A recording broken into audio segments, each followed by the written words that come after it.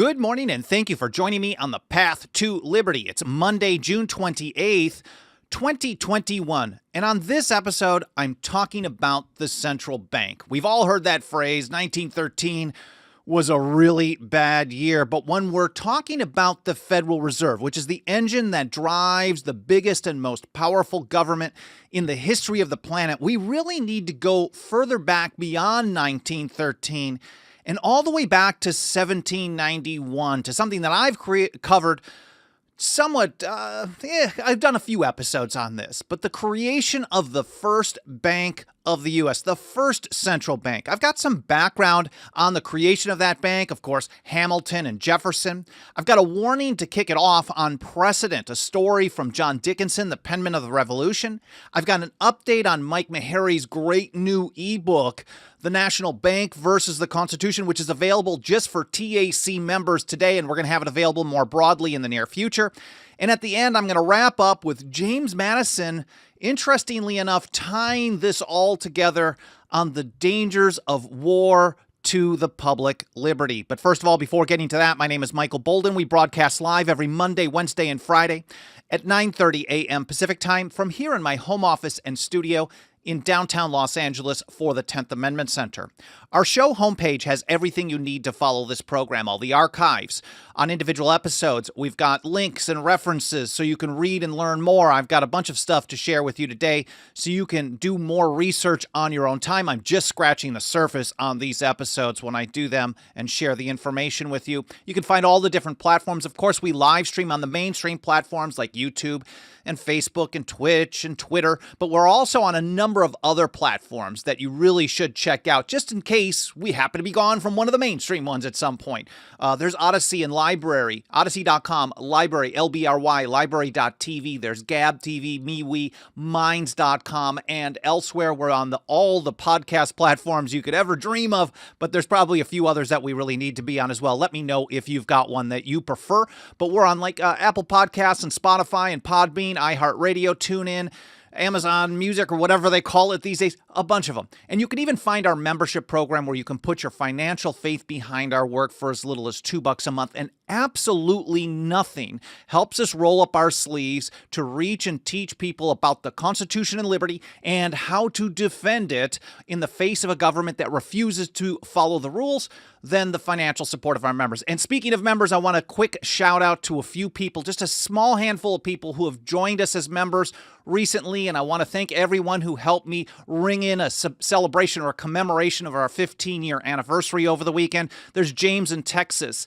Gail in California, Robert in Michigan, Kenneth in Alabama, Lynn in Texas, and a bunch of other people. I can't thank you enough for your support. And while we allow people another moment or so to get notifications to join us on this live stream today, a quick hello to everyone out in the live chat. There's Tyler, Doodly Doo, and Ron, and Dixie Strong over on YouTube, over on Facebook, Jim Knowlton, good to see you, Clay Kent, Justin Morrison, there's Clay again. Awesome.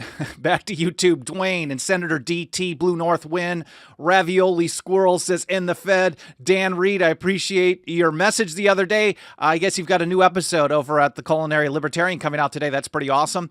Patricia Dance and everyone else, I appreciate you guys being here. But let's get to this. And to start this out, and I know a number of you have probably already heard this story a few times because it's timeless. And it's something that we need to keep hearing about. This is something that the penman of the Revolution, John Dickinson, in his 9th letter from a farmer in Pennsylvania, 9 out of 12 that were published in late 1767 in response to the hated Townshend Acts of that year. And he was talking about precedent. These letters actually, they were the most widely read publications on American liberty up until publication of Thomas Paine's Common Sense in 1776. That's how he got the name, the penman of the Revolution. And here, let me pull this up on the screen so you can follow along if you'd like to. And at the end of his 9th letter, he told a story. He talked about Spain. He said, Spain was once free. Their Cortes resembled our parliaments. No money could be raised on the subject without their consent. And I'm trying to do my best to highlight and emphasize those areas for those of you just listening to the audio edition, because Dickinson actually wrote in italics. They were once free, he highlighted. Their Cortes, their parliament. No money could be raised without their consent, and that was a key part of it. He says one of their kings, having received a grant from them to maintain a war against the Moors, desired that if the sum which they had given should not be sufficient, he might be allowed for that emergency only, always it's just going to be one emergency, to raise more money without assembling the Cortes. So he was saying, back in the day, Spain was free. They had this scenario where they couldn't steal money through taxation. They couldn't raise funds for government without approval of their parliament, their Cortes. But then they said, well, you got to go to war now. And now they're at war with the Moors, and the king was concerned about running out of cash. They weren't assembling the Cortes every day, day in and day out. So he's saying, maybe just during this emergency, I can raise the money without this process, without the representatives of the people, just for this one emergency only, without the assembly actually voting on it. And he says the request was violently opposed by the best and wisest men in the assembly. It was, however, and we've heard this so many times, especially in the time of war, war drives so much fear and it drives people to run to the arms of government for protection. You just have this emergency, the war will be over, and no one will ever use that again. But all the way back in 1767, this was pretty obvious to people like Dickinson and many others. The request was violently opposed, but it was, however, complied with by the votes of a majority. And this single concession, Dickinson wrote, was a precedent, he put that in all caps, was a precedent for other concessions of the like kind, until at last the Crown obtained a general power of raising money in cases of necessity. So they started out with, you can't ever raise money ever without approval of the representatives. Then it became, well, it's a war situation. Will you give me the approval just for that emergency? And then that set the precedent for another one, another small step, another small step, another small step, until eventually they obtained a general power of raising money for necessity, which means anything and everything. From that period, he wrote, the Cortes ceased to be useful. So as soon as they gave them that precedent for one single emergency, they became a rubber stamp. They were pointless. The people ceased to be free. They didn't lose their freedom later on. They lost it at the moment that the precedent was set for someone to use that power further in the future. And I think that's a very important part of this entire story about the founding of the National Bank, which led to the Federal Reserve today. So to actually understand that, we have to realize that one of the most important and most pressing issues of the new government in 1791, this is 1790s when we're talking about, is debt, war debt. There was a ton of war debt from the Revolution. And here from a page on Wikipedia on the first report on the public credit covering Alexander Hamilton's 1790 report. And they put it this way. The U.S. national debt, according to the report, included $40 million in domestic debt and $12 million in foreign debt, both of which were inherited from the Continental Congress. In addition, the 13 states altogether owed $25 million from debts incurred during the American Revolution. The combined U.S. debt, as calculated, stood at $77 million. What does this have to do with the National Bank, you might be thinking about? Well, let's get to it. In his report on public credit, and this is from University of Houston's Digital History, Hamilton proposed that the government, the central government, or the general government at the time, assume the entire indebtedness of both the federal government and the states. So here we are, years after the Revolution, years after independence, well after, of course, the debates over the ratification of the Articles of Confederation, and then, of course, years later, the ratification of the Constitution. We're talking about 1790 here, and there's still all this debt on the books. He says Hamilton wanted the central government to assume the federal government was going to take over all the state debts as well and retire the old depreciated obligations by borrowing new money at a lower interest rate. Sounds, good in theory. Well, we'll put it all in one batch. We're consolidating the debt. People have done this in their personal lives many times. They've lowered their interest rate and saved money. But that's not really how it plays out when you talk about government and a central bank. This proposal, they write, ignited a firestorm of controversy. And one of the reasons is since the states of Maryland, Pennsylvania, North Carolina, and Virginia had already paid off their war debts and saw no reason why they should be taxed to pay off other states' debts. Other opposed, this is socializing. This is socialism in its early days. Alexander Hamilton, really, they could call him a mercantilist, but this is really a form of socializing the costs of something. So if certain areas already paid it off, now they're part of this new federation, new federal structure, then now all of a sudden they have to be responsible. Why did they even pay the stuff off in the first place? You see how these incentives and disincentives actually work. Others oppose the scheme, they write, because it would provide profits to speculators who had bought bonds from Revolutionary War veterans for as little as 10 or 15 cents on the dollar. And that was a big part of it. So Hamilton was really pushing to pay the face value. And they all knew that there were a lot of speculators. There were a lot of war heroes, war veterans. We can call them the same thing at that point. But there are many of them who sold these. They were desperate. They weren't getting the money that they were owed. They weren't getting it, so they were selling it for whatever they could get. And a lot of people knew this, so Hamilton proposed paying these speculators the full $1, whether they paid 10 cents or 50 cents or 15, but a lot of them were down towards 10 cents. So there was some opposition on that as well. There was a long gridlock on this. Thomas Jefferson, James Madison, and Alexander Hamilton eventually made a deal called the Compromise of 1790, which also resulted in the capital being moved to Washington, D.C.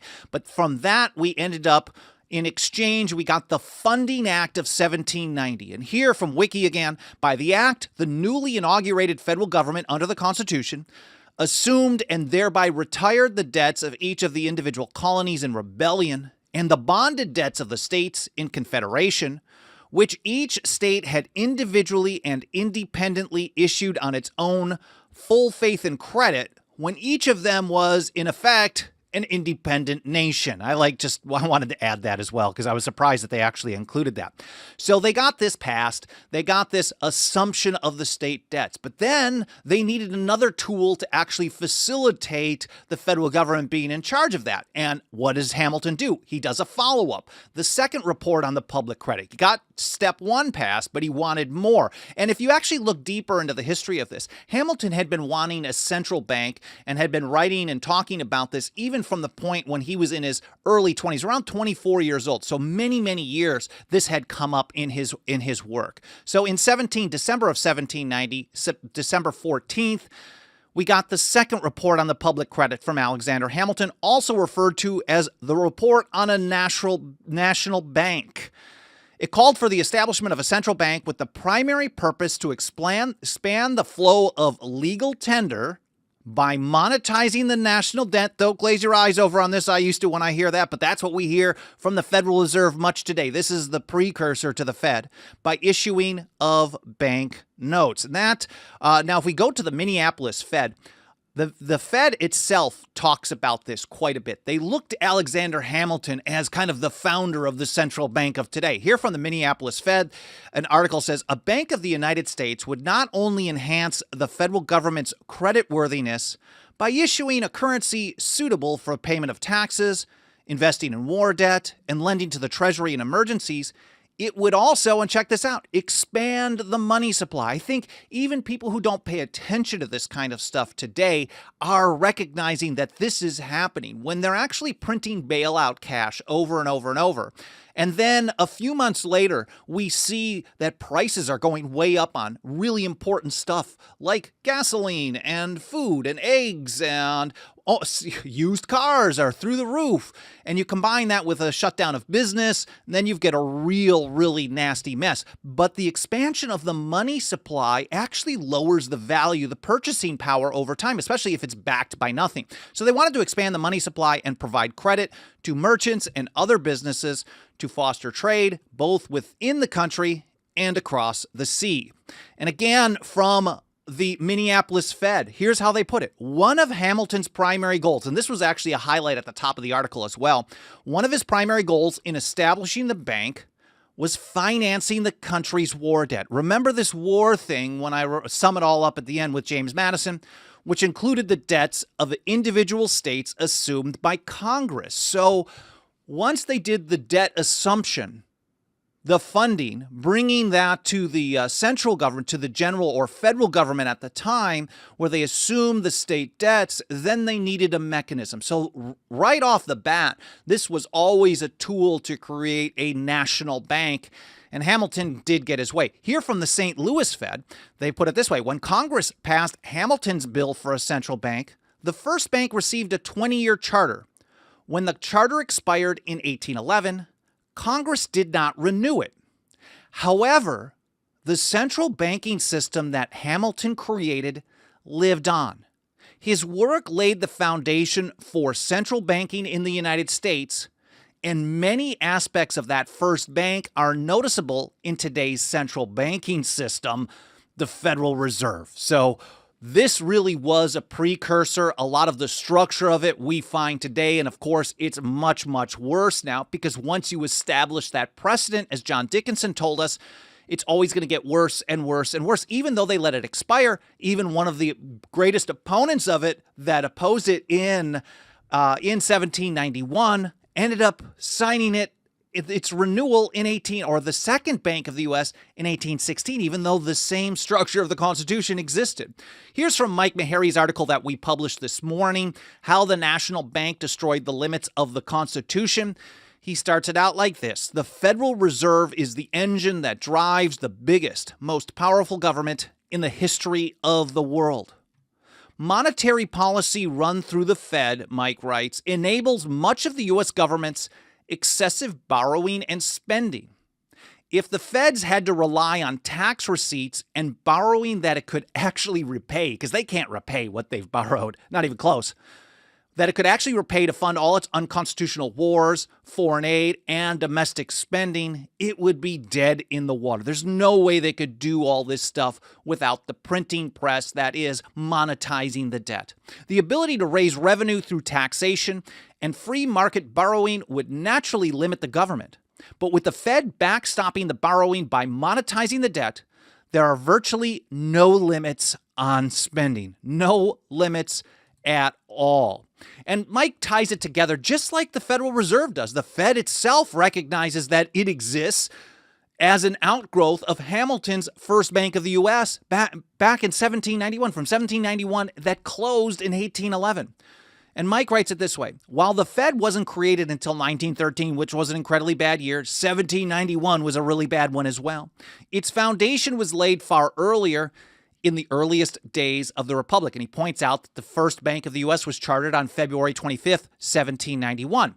He says the bank was the brainchild of Hamilton. His rationale wasn't much different from those who later came up with the Federal Reserve. He thought it was necessary to stabilize and improve the fledgling nation's credit and to better manage the financial business of the U.S. government. For all we know, and I haven't dug into it as deeply as Mike has or many others, of course, people like G. Edward Griffin looked at the creation of the Federal Reserve. I haven't looked at it in that much detail, but I do know that when it came to the whiskey tax, which I'll briefly mention near the end of the show, which actually followed this creation of the bank and the Whiskey Rebellion, Hamilton was really good at providing in spoken word or text, when he would give a presentation on the need for the tax, he gave a different reason to different people. Now, maybe he believed all those different reasons and he was just messaging it well, or maybe what he cared about was the centralized power and he was willing to say whatever he had to say to get the job done. We know, for example, during the ratification debates in the New York Ratifying Convention, he sounded like a 10th Amendment guy. He sounded like someone, and he specifically talked about how the federal government would be limited to expressly delegated powers. And then all of a sudden, when it came to a need for a national bank, he's like, well, that also includes all the implied powers that really aren't even there. We can come up with all kinds of stuff. Basically, an unlimited reservoir of power. So I have my own gut instinct, and I can't say for sure, this is just my own personal view, that even it's possible that Hamilton knew that the central bank was bad for liberty, but didn't care. He just liked the power. And I think he was definitely a guy who loved consolidated or centralized power. So he thought it was necessary to stabilize and improve the credit and to better manage the financial business of the U.S. government. He also knew, and Meharry hints at this as well, that his vision of a powerful national government was impossible without a central bank to backstop government borrowing.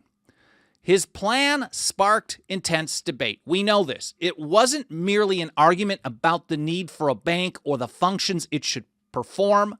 The opposition, Mike writes, to the bank, led by Jefferson and Madison and also Edmund Randolph, but most vocally Jefferson and Madison, was far more fundamental and based on constitutional grounds. So they took the position, and Thomas Jefferson specifically, which I'll get to in a moment, talked about how there was no power delegated to the federal government to create a bank. James Madison specifically said, someone brought up, and it really was him, brought up this power in the Philadelphia Convention. We considered a power delegated to the federal government, to Congress, to have the power of incorporating charters or charters of incorporation, granting them. And they rejected that. So it was never even considered by the people of the several states that would be a power that the federal government would have, because they expressly did not include it. They went out of their way to say no to it. So it was not a power delegated to the federal government. Mike goes on, he says, the chartering of the first bank of the U.S. not only set the precedent, again, it's the precedent for government-controlled central banking that ultimately gave us the Federal Reserve.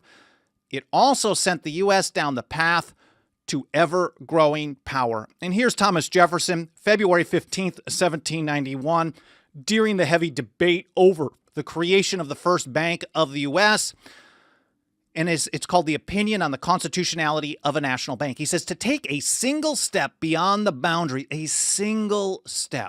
beyond the boundaries thus specially drawn around the powers of Congress, is to take possession of a boundless field of power, no longer susceptible of any definition. I mean, the story that John Dickinson told us in 1767 sure sounds like that as well.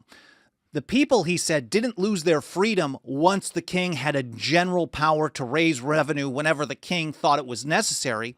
Dickinson told us that the people lost their freedom the moment they allowed it for one single emergency. And Jefferson's saying the same thing. Soon as you allow them to take one step beyond the bounds of the Constitution, you've given them a boundless field of power. And that is an important warning that I can't stop reminding. But they did it anyways. They passed it. George Washington signed it into law. This certainly was not the man's finest hour. He had opposition from his great allies and friends in Virginia, Thomas Jefferson, James Madison, Edmund Randolph, his AG, Madison in the House.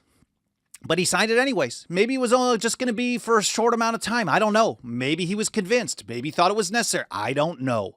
But here's how Meharry puts it. Hamilton's arguments for the bank became the basis for loose constitutional construction that flipped the structure of the entire U.S. government on its head. Of course, people, when they were making, in these debates, they were making the case for this. If they said, well, it's constitutional on this ground, and they were refuted by Jefferson, Madison, and Randolph, then they would say, well, what about this? Commerce Clause, General Welfare Clause, Necessary and Proper Clause. They would just go through piece after piece after piece. They started with a power that they want, and this is how most people look at the Constitution today, really.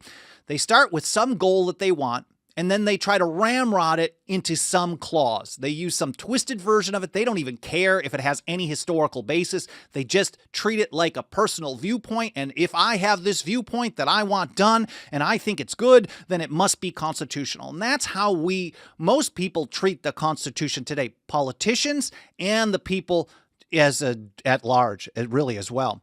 Mike goes on, he says, instead of a federal government exercising powers few and defined, and he's quoting James Madison in Federalist 45, who said the proposed federal government would have powers that are few and defined, and those reserved to the states would be numerous and indefinite. He says, Hamilton constitutionalism gave us a central government with powers numerous and indefinite.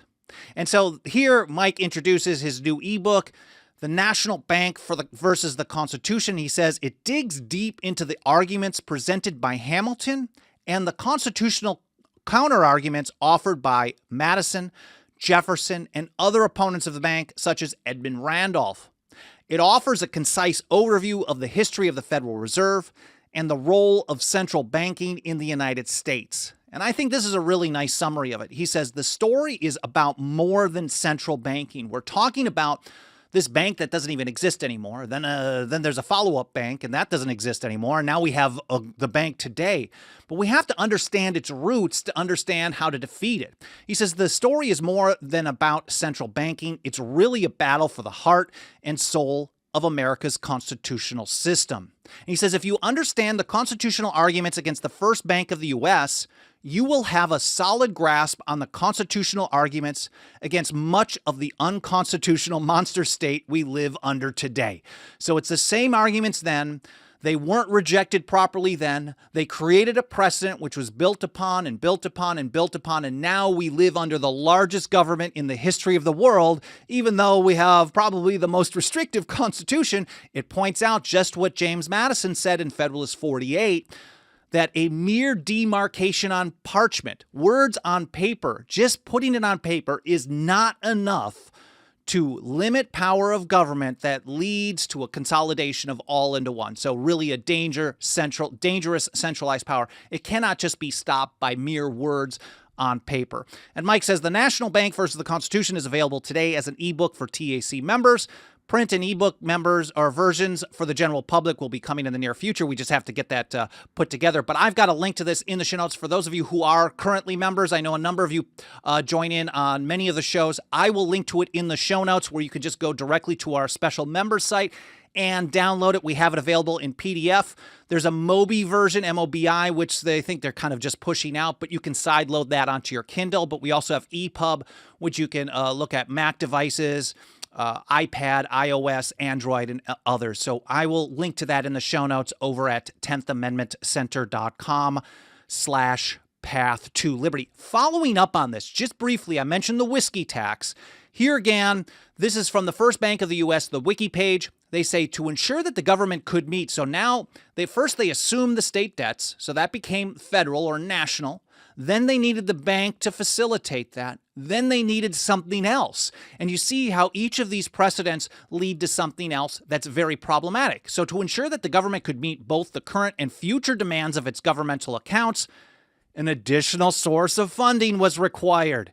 So what did they do? To achieve this, Hamilton repeated a suggestion he had made nearly a year before: increase the duty on imported spirits, plus raise the excise tax on the domestically distilled whiskey and other liquor markets. Local opposition led to the Whiskey Rebellion. So the war led to armies and debts and taxes, and we got a central bank and a whiskey tax and a rebellion, and that leads me to James Madison in his Helvidius articles, and he put it this way. He said, war is the greatest threat to the public liberty. War is perhaps the greatest threat to the public liberty because, and I'm just paraphrasing this, he says, from war, we get armies. When we have armies, we have debts and taxes. And then he summed it up like this: and armies and debts and taxes are the known instruments for bringing the many under the domination of the few. Well, I hope you guys found this interesting. I hope it was educational. More important than anything, I hope you learned something. I hope you had a great weekend. I really appreciate you spending some time with me today. If you support the show, make sure to leave a review on Apple Podcasts or any other podcast platform. Smash a like button. Leave comments in the archive. Share links. Subscribe. Get notifications. Oh, I'm stumbling over myself this morning. Sorry about that.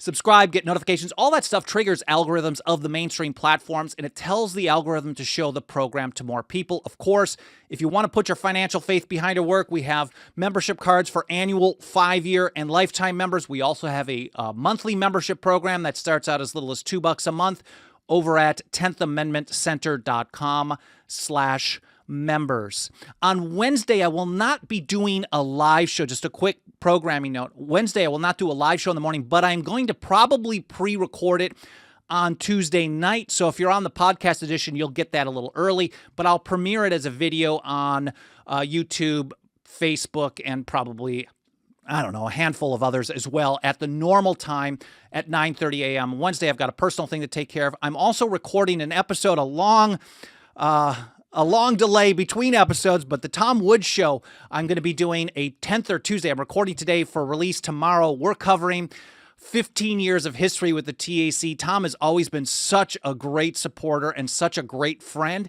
and it's been a while since I've been on the show, so I'm really excited to do that and talk about some of just the behind the scenes, the inside baseball TAC stuff with Tom a little bit later today. So check out tomwoods.com sometime on Tuesday when he releases that episode. I think I'll probably check the chat a little bit later today. Please continue leaving comments as you're able to. I get so many great ideas for future episodes when you ask questions or you have insight about something. You can also email me at team@10thamendmentcenter.com, all spelled out.